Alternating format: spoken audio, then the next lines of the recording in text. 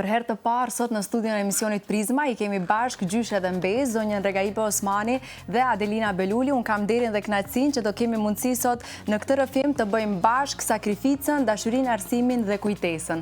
Adelina, faleminderit shumë që solli Gjyshen me vete. Është kënaqësi dhe do jetë një dokument i rëndësishëm i arkivit të emisionit tonë. Zonja Regaipe, faleminderit shumë që erdha dhe që pranuat ftesën të jeni me ne sot. Faleminderit juve. Kënaqësia është e madhe. Faleminderit Adelina shumë për teje. Faleminderit gjithashtu edhe për juve.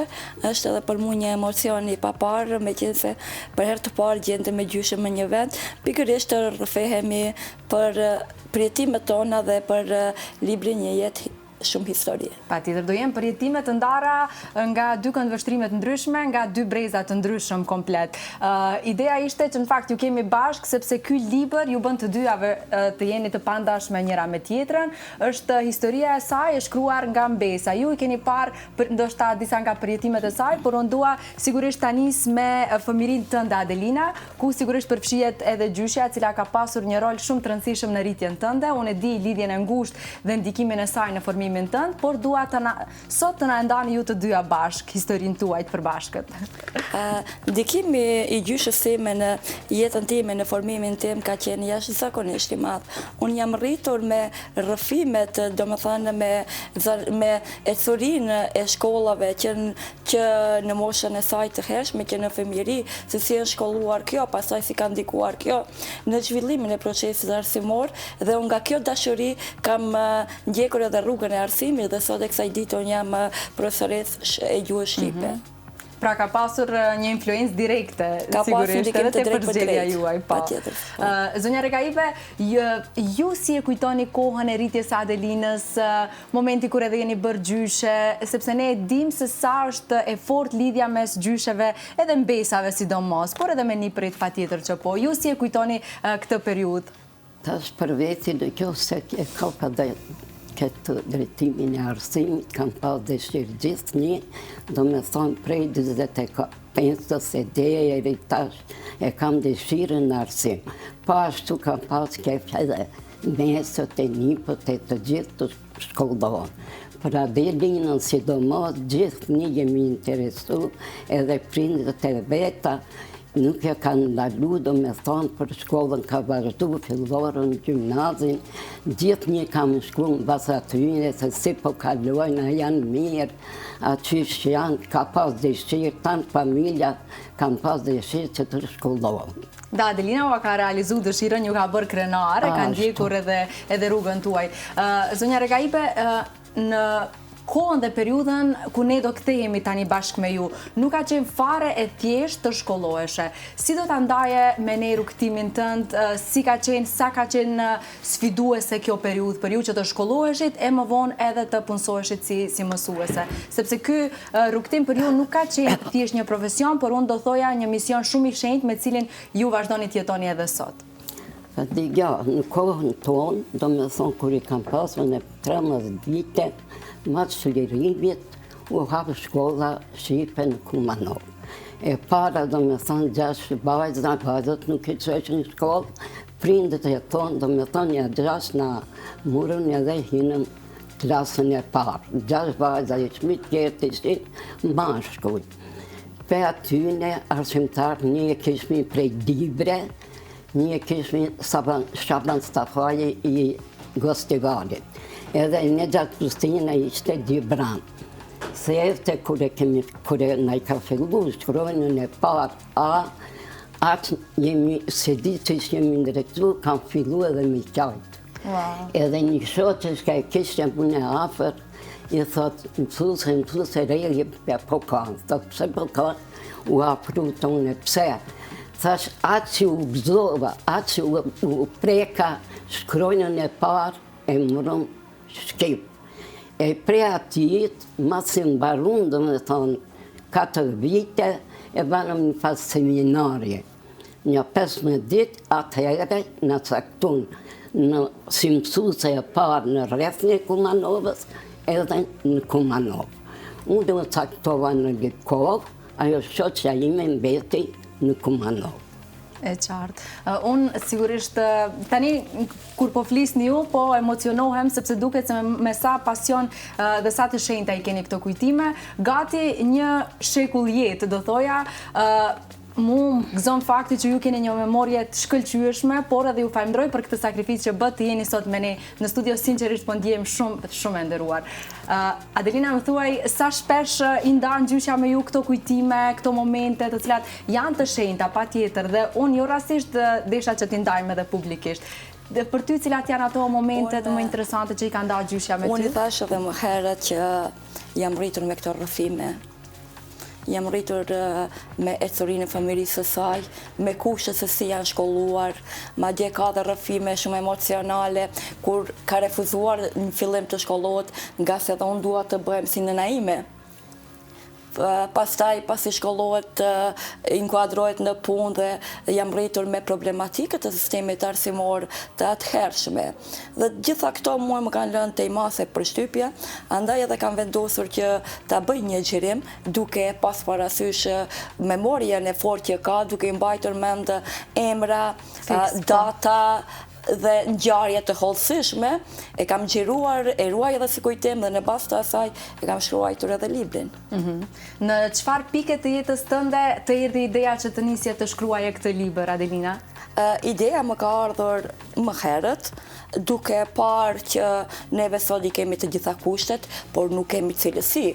Dhe vazhdimisht e krahasoja vetën, me qenë se dhoni jam në arsim, me mënyrën se si kanë punuar, si kanë edukuar këto brezat, dhe më linte një përshtypje që ta bëj një libër për të treguar, për të dokumentuar se jo gjithherë ka qenë kaq e lehtë siç është tani.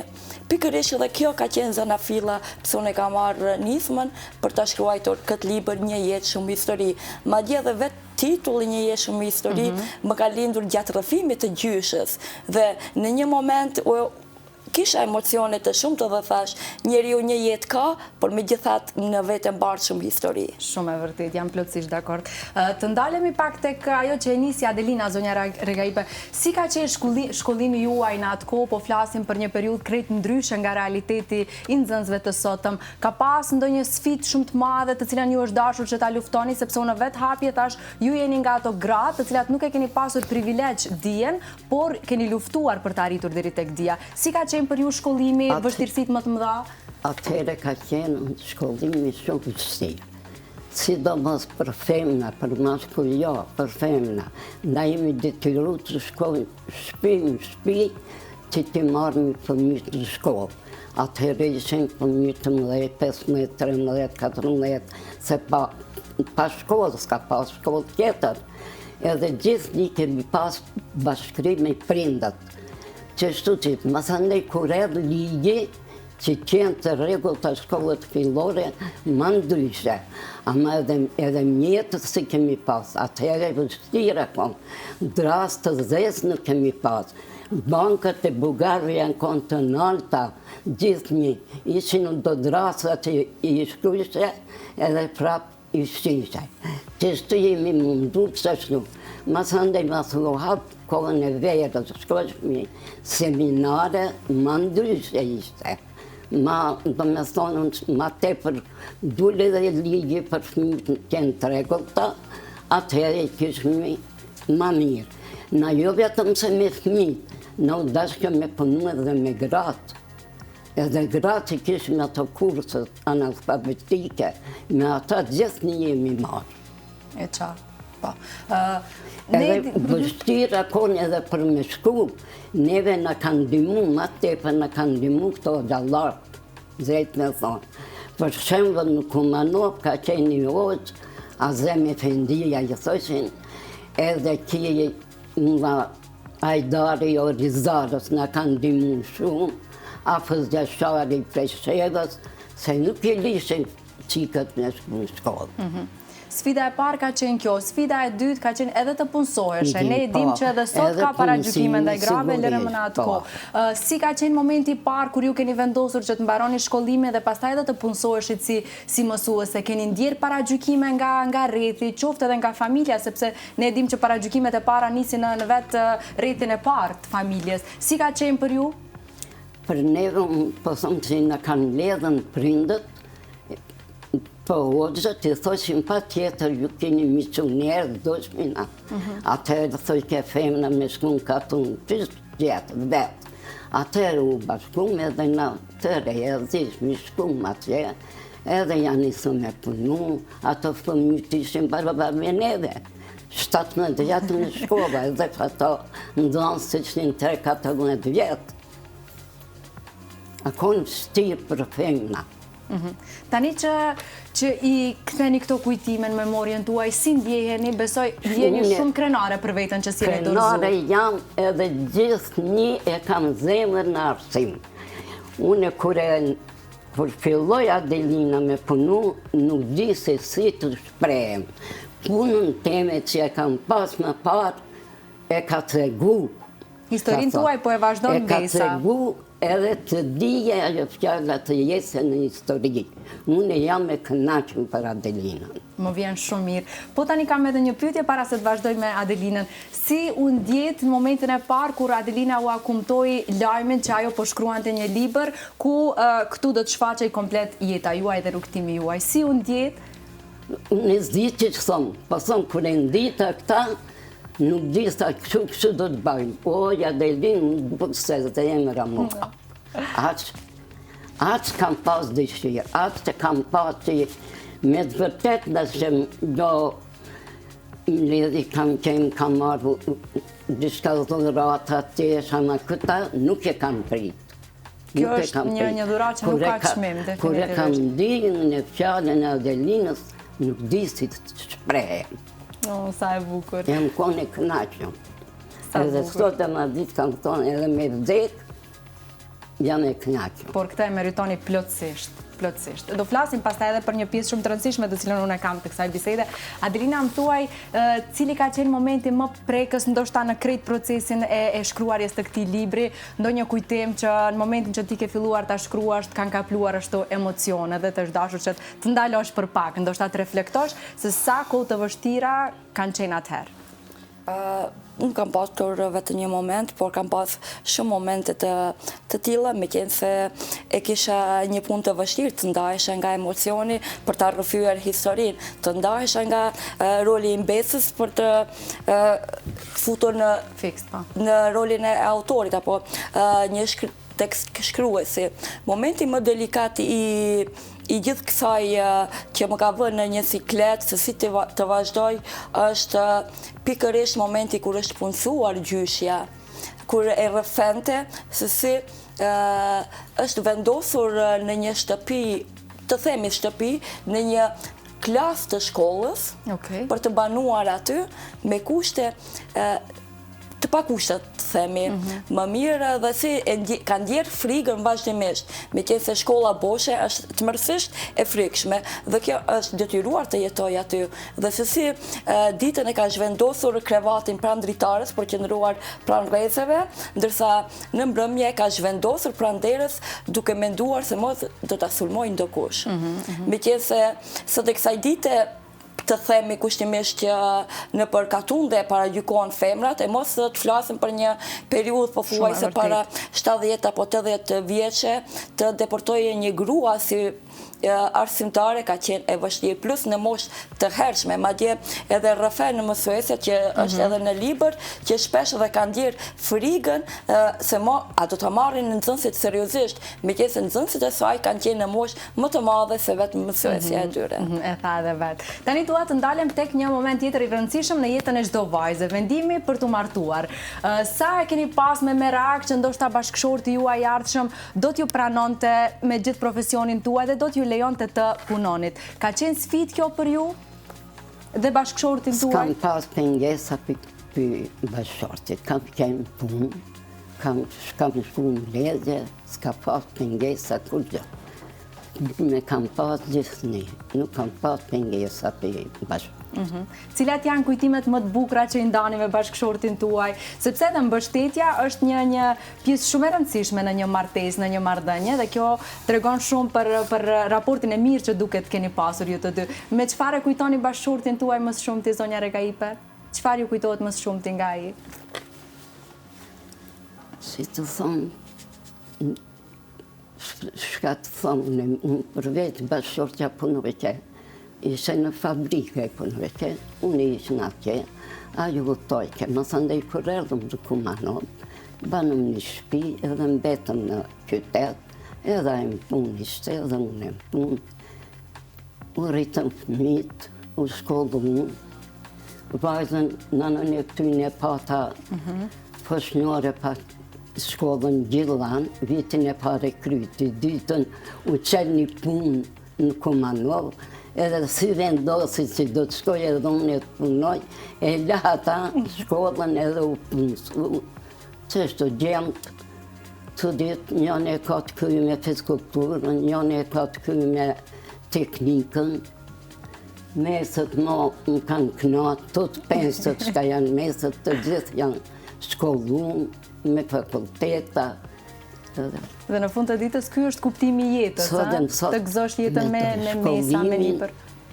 Ka pasur ndonjëherë, është ndikuar bashkëshorti ndonjëherë nga rrethi, sepse ne dim që edhe sot, e tha edhe Adelina, e thash dhe unë pak më parë, që vazhdon femra të paragjykohet në çdo profesion. Domethënë, sepse ky është një mendësi kolektive, do thoja, e shoqërisë tonë. Ka ekzistuar aso kohë, ka pas ndonjë moment ku bashkëshorti për një moment ndoshta është ndikuar, po pastaj është rikthyer sërish në identitet.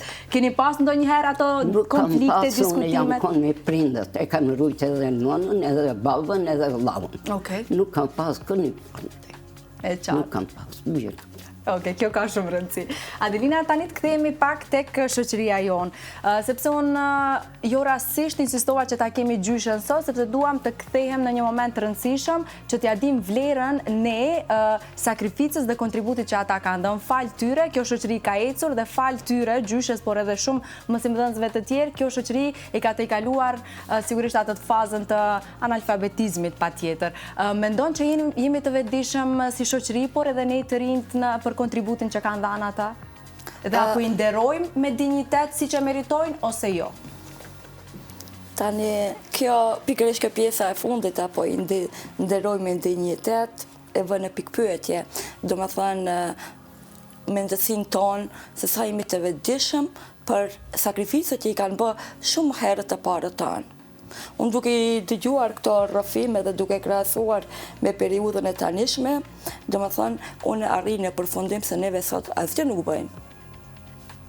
Sot pothuajse neve jemi dalldisur në një farë forme me këto mjetet teknike, teknologjike, me telefona, gjëra, një shoh dhe nxënësit me çfarë ballafaqohen çdo ditë, ata sot e pamundur është të lexojnë një libër. Me qenë se sot ChatGPT-ja po amundson të gjithë shka që neve u kërkojmë, ata me njerë na ofrojnë përgjigjen. Dhe nuk jemi të vetëdijshëm për sa sakrifica kanë kaluar të parë tanë për ta pasur neve sot këtë që kemi. Madje edhe cilësia sot ka rënë, duke dëgjuar rrëfimet dhe duke i bashkuar me kohën e tanishme, gjitha ato sakrifica në përdrasa të shkruajnë fëmijët dhe sot nga ta fëmijët të kemi drejtor, mjek, se gjithë ishë nxënësit janë me një profesion bukur mirë të arritur në jetë, neve sot pothuajse nuk bëjmë asgjë. Dhe pikërisht kjo më shtyu që ta ngus pak botimin e librit dhe për nderim të mësuesit, jo vetëm të gjyshes, po të gjithë atyre që ka dhënë kontribut, që promovimi i saj të bëhet pikërisht në ditën e mësuesit më 7 mars. E qartë. Tani do ta pyes zonjën Regaipe, ju si e ndjeni pas krejt asaj lufte, pas të gjitha sakrificave që sigurisht të edukoni gjenerata të reja, të cilat kanë ardhur pas jush, mendoni që po nderoheni, zonja Regaipe, mendoni që po vlerësoheni për krejt këtë punë dhe krejt këtë luftë? Duke të shtima s'kohe për para ka qenë edukimi ma mirë. Tash më duke pak se arsimi ka ra, te prindët të shpuna, te profesorët të shpuna, pak duhet ma ndryshe ma tepër të punojnë, të edukojnë këto bezën e ri, shumë ka një farë kujdimni ka hupa autoriteti i arsimi drejtë, të thonë të ashte shumë, kanë ra këto, a prindët i kanë faje, ta edukata familjare anë shpi klasës parë, edhe du me thonë që du të shkoj edukata njëjtë, ama tash edhe pak profesorët du të interesohen më shumë, arshimtarët, punojnë me ta, tash për tash do profesorët shka pëshof, pinë duhan me studentët, këdjune, atëhere ka pas më autoritet, drejt me thonë. Pra mendoni që mungesa e autoritetit nga arsimtarët kundrejt nxënësve është... Të nxënësve ka... Ato që kanë, që për shembull unë pema, ato nxënës që i kanë pas, edhe sot me pa në rrugë, ka me lishu durt edhe me të përshëndet. Edhe respekti ndryshon nga ajo kohë dhe sot. Zona Ragaiba, çfarë do kishin ndryshuar ju? Cili mendoni që do ishte ai ndryshimi rrënjësor i arsimit të kohës suaj që do ta kishit adaptuar në arsimin e sotëm? Çfarë do kishit ndryshuar ju? Jo pak, shumë ka ndryshuar. Demokraci përpara më ndryshe ka qenë. Ama ta demokracia do me thonë si doje po vjen, si mos doje nuk vjen. Ne të ma jape një dysh, ne tjetë ashtu. Përpara më ndryshe, ashtu më mirë, më letë me dije. Edhe për fëmijën, pi kanë kushtet, gjithë kushtet i kanë. Ama pse s'dojnë, që nuk më pojnë, a kam dëshirë, kam qevëci, ma tepër përparoje, ma shumë. Më herët është konsideruar që nxënësit kanë pasur pak frikë nga mësimdhënësit dhe tani më shumë i shohin si shok edhe raporti ka ndryshuar, shumë është shkrit në një raport shumë më jo formal se dikur. Si e keni mbajtur ju këtë autoritet? Cilat kanë qenë ato vlerat dhe tipare që mendoni që i kanë pa nxënësit e ju? Me thonë që autoritetin i kemi pasna, unë po thonë pi për para janë konë e re nxënës dhe që matë më dhe janë konë, apet me thonë se kanë pas autoritet. Ashtë diçka kujë gjune ka pishë më zanë, drejt me thonë më intereson, shpesh që shtu dalë me hetë i këshyri për jashtë, pse nuk e në shkollë. Ajde bre, shka po duhet, mos shka po duhet me shku, hikim për orë, ku di mune për para s'ka qenë. Tash autoriteti pak më ndryshe. Për këtë do na flasë... A zemra po djega i për nërsim ajo. Pa tjetër që po. Adelina, ndoshta mundet me na folë më shumë këtë pjesë, me qenë se ti je në sigurisht çdo ditë me nxënës, je profesorish në shkollën e mesme teknike, nëse nuk gaboj, apo jo në Kumanov. Cilin e shesi hendek të kësaj që po e thot edhe gjyshja juaj, ku mendon që kemi gabu si shoqëri që ka rënë cilësia arsimit dhe tani nuk kemi më mësimdhënës të cilët gëzojnë autoritet si që kanë gëzuar më herët mësimdhënësit nga nxënësit e tyre? Këtu ndërlidhen shumë faktor. E para gjë është vetë sistemi arsimor, ku vlerësohet e nota dhe jo dia, vlerësohet numri. Pastaj neve gjatë vitit mund të zhvillojmë mësime, bëjmë përsëritje, por megjithatë është ajo fundi që neve na kryqëzon, na mbështet për muri, duke pranuar intervenca dhe duke pas një trysni të papar për të shkruar nota. Dhe përderisa ne jemi të kryqëzuar për të shkruar një notë 5 për të shkuar në fakultet, atër nuk ka dije dhe nuk ka cilësi. Dhe përderisa fëmija e shet që notën mund të marrë fare let, atër pse të nderoje vetë mësimdhënësit. Po thuaj se përgjithësia është e barabartë mësimdhënës, prindër dhe nxënës. Në çfarë mendon ti nga këndvështrimi yt si një profesoresh e re në moshë, do thoja, në çfarë duhet të nisim ndryshimin? Ku mendoni që është hapi i parë nga ku duhet fillojmë? Për shembull, prindrit në çfarë duhet punojnë më shumë ti me fëmijët e tyre që ndoshta të nis gradualisht të ndryshojë kjo energji dhe kjo atmosferë që kalon nga nxënësit e mësimdhënësit? Prindërit fillimisht duhet të punojnë në përgatitjen e fëmijëve që në jetë nuk vlerësohet numri, por është dia. Kur fëmija të përgatitet psikikisht se me dije mund të hapëroj shumë më shpejt se me numra, atëherë vetë situata sa do kudo mund të ketë ndryshuar. Por gjithashtu duhet vetë edukohen dhe vetë prindërit që jo domosdo gjithë fëmijët duhet të kalojnë me notën mesatare 5.00, ashtu çfarë bëhet nëpër shkolla sot. Nuk po flas vetëm për të shkolla jonë, por aneban të Maqedonisë është një kriter i tillë. Meqense thash sistemi arsimor i Republikës së Maqedonisë së Veriut, kudo qoftë në cilin do fakultet e regjistron nxënësit që ka 5.00 dhe jo aq i ka notat me merit. Dhe më thënë, dia vetë nuk përfillet nga sistemi. Ne kemi pa dhe lina së fundmi edhe shumë raste të dhunës dhe kjo ka nisur në një farë mënyrë edhe të normalizohet, sepse nuk kemi pa që janë marrë masa rigoroze, qoftë nga shkolla, qoftë nga prindri që të parandaloj kjo e cila po fillon si bullizim dhe pastaj po përfundon me dhunat të cilat i kemi pa në shkolla fillore të mesme. Si do ta komentoje këtë pjesë? Temase është jo e këndshme kjo, me qenë se dhe vetë neve se mësimdhënës i mi ballafaqjuar me një situatë të tillë, prapë mungon një edukim i mirëfillt i fëmijës që tjetrin ta paranoj ashtu siç është, më ndryshe, jo gjithë njerëzit mund të jenë në një lloj. Në momentin kur neve të jemi të prirur dhe të aftë që tjetrin ta pranojmë ashtu siç është, edhe këto eliminohen. Por me gjithat tani me zhvillimin me rrjeteve sociale, TikTok, këto bullizmi është rritur, me çfarë një fëmijë pa dashje, domethënë pa vedijen e tij të xhirohet dhe videoja të bëj xhiro në përjet, edhe kjo ndikon. Por me gjithat mund themi se neve si një shoqëri na mungon edukimi mediatik. Në momentin që neve kemi edukimin mediatik, do të dinim të i menaxhonim edhe rrjetet sociale dhe jo 24 orë domosdoshmë të kalohen në to. Shumë e vërtet, po. Po besoj kjo duhet filloj sigurisht nga vetë familja, nga vetë edukata që e merr çdo fëmijë në familjen dhe duhet prindi të ketë në kontroll kontentin që i servohet fëmijët të vet, sepse ne e dimë që fëmijët tani kanë qasje nga mosha 2-3 vjeçare, kanë tabletat e tyre, telefonat, gjë që duhet ndryshoj, po kjo është temë më vete, duhet kthehem te gjyshja juaj, ta pyesim sepse the që shpesh dal dhe shoh nxënës, shoh mënyrën se si sillen. Cili është sekreti juaj, zonja Regaipe, që vazhdoni të jeni në këmbë tuaj, të keni një memorie të shkëlqyeshme dhe të vazhdoni jetën, por edhe të jetoni për arsimin? Cili ka qenë sekreti i jetës tuaj? Që gëzoni këtë shëndet, që i gëzoheni jetës tuaj çdo ditë. Tani më ka kaluar sigurisht edhe pjesa ku i gëzoheni tani sukseseve të mbesave nëpërve tuaj. Dhe që sonë e përpara më ndryshe ka qenë kohën time. Kur kemi ka pas autoritet ma shumë, ka pas shka thot me mësu në zanës që të s'kishin, që 22 vjetën e pensioner, për para deri që kemi pas problem s'kemi pasën. Ama tash po ndryshojnë edhe telefonat, edhe rrethinët, edhe gjithë po ndryshojnë, ma ndryshe.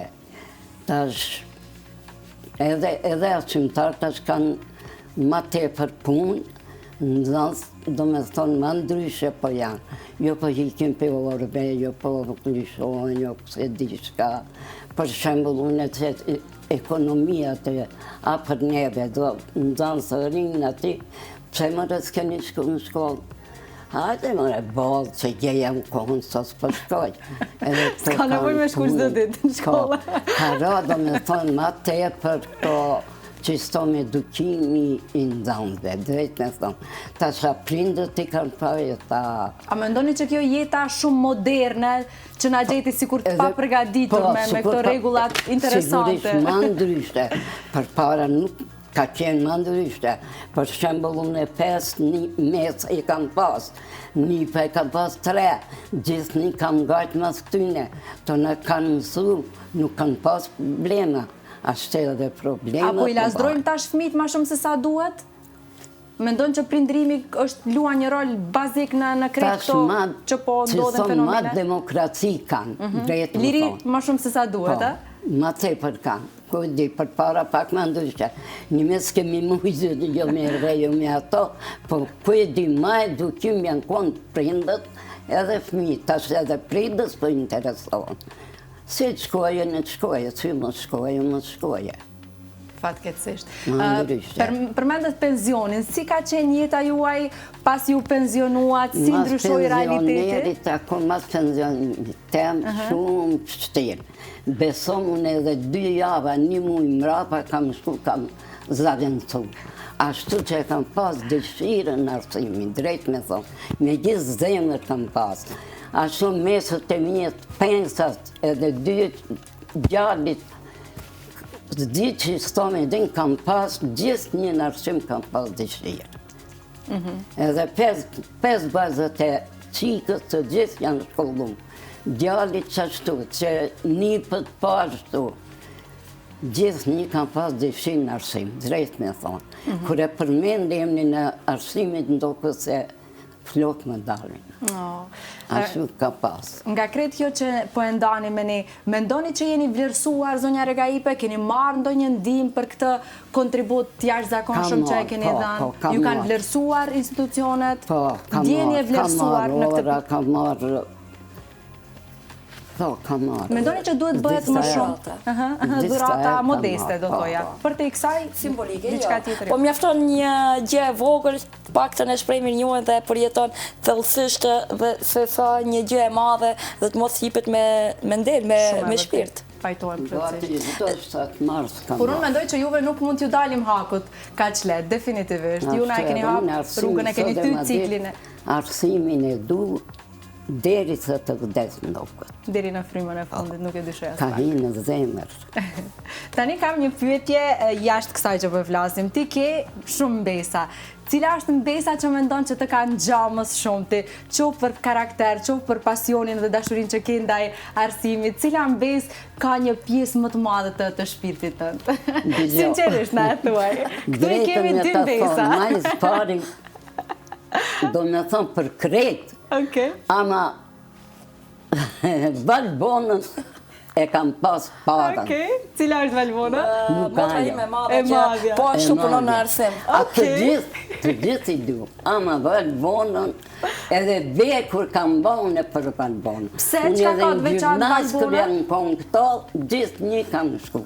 Po da të regoj ju në sekretin, është mbesa e parë. është mbesa e parë, bëse e ka marrë atë dashurinë e madhe që e marrin nga gjyshrit. Shumë, ajo e para edhe plus ta pas ka realizu dëshirën drejt arsimit, do më thënë pas ka vazhdu rrugtimin tënë. Të gjithë i du, të mos unë i daja, dy djeme të misën i da. Ma shumë pu dashin mesët se djemë. Këtë e dëgjojmë në fakt, dhe mendoj që është e vërtet, jo. Besoni në qoftë që e shqipë. Thonë që fëmijët e tu s'ke ko me i dash, ndërka që të niprat dhe mbesat këtu e kompenzon krejta të dashurit. Unë sot dhe ma ditë, më thot gjallë, kur baj be, pasha Valbonën. Qiku, qëtë me Valbonën, pasha Valbonën. Valbona që nga e shenjë në familje. E para jo, e para ka qenë. Se të gjithë i du. I du edhe mundon. Se ka dikush e din, jo, sa e në konë gjimnas, kam ngajt. Shpëllore mo, s'ka probleme, din, kam shku, gjithë një shkollë kam shku. Është edhe një fakt interesant që ka shkuar edhe në mbledhjet e stërmbesave. Në më thënë, i kanë ndjekur edhe e surinë e tyre në për shkolla. Kjo që të shkoj të ndjej ndoshta atë energjinë që ta jep shkolla, por nga ana tjetër edhe të kujdeset për ecurinë e stërmbesave nipërve. Pikërisht nga kjo dashuri në 7 mars, kur u bë promovimi i librit, e mori fjalimin, por megjithatë nuk mundi ta vazhdoi derisa e kishte planifikuar, meqense tha në momentin që unë përdor të flas për arsimin më shtrëngon gjoksi. Edhe këtë po e ndjej edhe unë këtë emocion. Me aq pasion që neve sot nuk e kemi as 10% e atij pasioni. Jam plotësisht dakord, dhe këtë mund ta kuptojnë vetëm ata të cilët kanë sakrifikuar kaq shumë për dhe jetojnë me profesionin e tyre. Nuk është thjesht profesion, e thash dhe pak më herët, është mision i jetës tuaj dhe ju me këtë mision do jetoni për gjithmonë dhe do ju kujtojmë për gjithmonë tani edhe me këtë dokument që ua ka lënë mbesa juaj Adelina. Neve që se kemi arritur në minutat e fundit gati, kam edhe një pyetje të fundit. Pas krejt kësaj dashurie që reflektua gjyshe e mbes, çfarë do t'i thoshit njëra tjetrës sot publikisht, diçka që ndoshta ja thoni rrallë, por që e ndjeni thellë në zemër? Adelina, çfarë do t'i thoje gjyshës ti sot? Unë do t'i thoja se ka qenë frymëzimi im, por një herët edhe udhërrëfyese jetës time. Shumë e bukur. Zonja Regaipe, ju çfarë do t'i thoshit mbesës tuaj Adelinës? Fjalë zemre, çfarë do t'i thoshit Adelinës sot? Diçka që e keni në zemër, por që ndoshta ja thoni më rrallë. Zemër e kam, kretë. Çfarë do të thot Adelina për ju? Adelina, Valbonën, Artën, Qetë, të gjithë i tu. Të pandashme janë. Okej, këtë e kuptua. Që e vogla, në që zonjë, që të voglën ma e kemi pa dhe shofer, ku doje me nësu, ku doje me nësi. Jam unë e knaqëm. Dhe meriton të trajtojsh si mbretresh. s'ka. Ke qenë frymëzim, do më thënë kjo është diçka shumë e rëndësishme në një familje, në frymëzimin e tyre. Ashtu, jam e knatën, problema s'kam pas, u shkollun, ja t'ja kom për jashta, këto kanë qenë me nanën punë e konë, tut pensët janë shkollu. Kjo ka shumë rëndësi, se t'kam pas ty, kam pas prej ku të inspirohen. Për mu më mirë nuk ka, mesët. Pa tjetër që po. Adelina, pse duhet ta lexojnë këtë libër gjithë ata të cilët po na ndjekin? Më bën keq që s'po mujta ta lexoj, më tregoj. Në desha t'ju Shka ku i moshës, desha të pyes a ke lexuar librin. Her pas here ja lexojmë neve pjesërisht, por megjithatë është e pamundur që t'ja lexojmë më një herë. Unë do t'i porositoj gjithë ata që ta lexojmë, vërtet është rrëfim për një individ, rrëfim personal, por megjithatë nëpërmjet atij rrëfimit është shpalosur historiku i gjithë popullit tonë, domethënë vështirësi të shkollimit të fëmijëve të popullit tonë, me çfarë janë ballafaquar, se nuk kanë qenë vetëm problemet ekonomike që shprehen në libër apo thashëthemet e katunit, por megjithatë janë edhe problemet politike që kanë bërë shpesh pengesë, ndoshta jo në mënyrë të drejtë për drejtë, por në mënyrë të tërthortë. Gjitha këto nëpërmjet rrëfimit të mësuesit Regaipe Osmanit janë të prezantuara edhe në tekst, por megjithatë ata nuk kanë qenë vetëm pritime të kësaj, por kanë qenë të gjitha atyre që kanë punuar në atë sistem. Sigurisht që po. Zonja Regaipe dhe Adelina, faleminderit shumë që erdhët sot nga Kumanova për të folur drejt për drejt me gjithë shikuesit e televizionit Alsat dhe emisionit Prizma. Unë po e them sërish, ky emision do jetë një kujtim shumë i rëndësishëm për ne, po besoj edhe për ju si familje. Qofshim me shëndet dhe uroj t'ju urojmë në 100 vjetorin tuaj, në një shekull jetë. Faleminderit edhe juve që na keni ftu, që më ardhë. Në ndëruat jashtëzakonisht shumë me prezencën tuaj. Faleminderit edhe Adelina shumë punë të madhe. Patjetër, Adelina është shkaktarja që po e realizojmë këtë bisedë sot këtu. Adelina, faleminderit shumë edhe ty, ishte shumë kënaqësi. Edhe për një kënaqësi, meqense përjetimi është i përjetshëm për neve, personalisht jemi familjare. Uroj shumë që të keni jetë gjatë të lumtur dhe t'i gëzoheni jetës bashkë. Faleminderit.